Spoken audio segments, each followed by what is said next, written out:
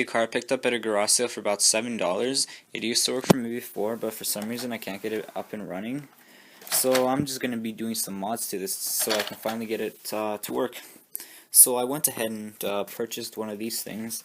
It's a 20 amp ESC, it's Eternity, and I'm going to be taking two of these leads. Where's that? Two of these leads, wrong side.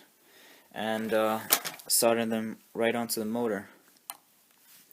So hopefully that will work, and I wish for the best for this thing to not fry since it cost me a good $6. Let's throw that away.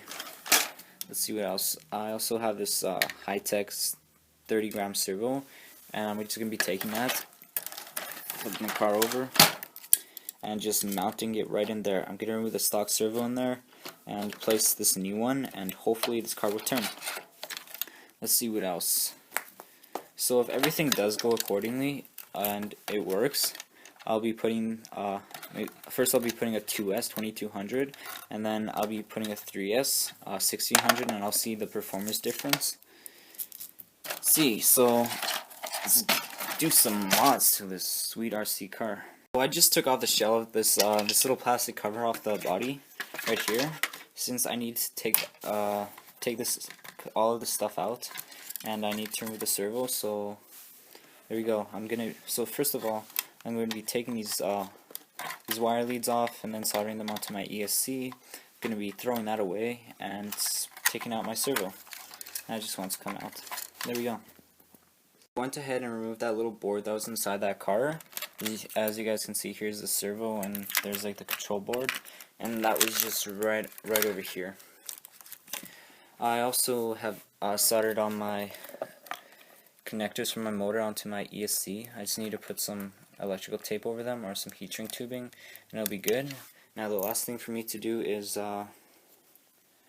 put my servo on and let's see, and put this car back together. Finished installing this steering servo inside this car, and I could say by far this is the hardest part of the mod, since the servo I showed you guys earlier did not work anymore.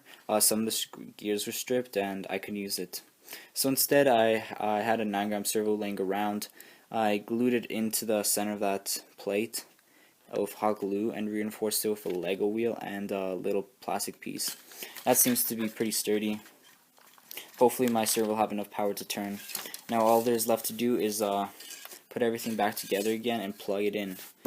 So completed all the RC car mods that I could possibly do to this car. Next thing might be a new motor.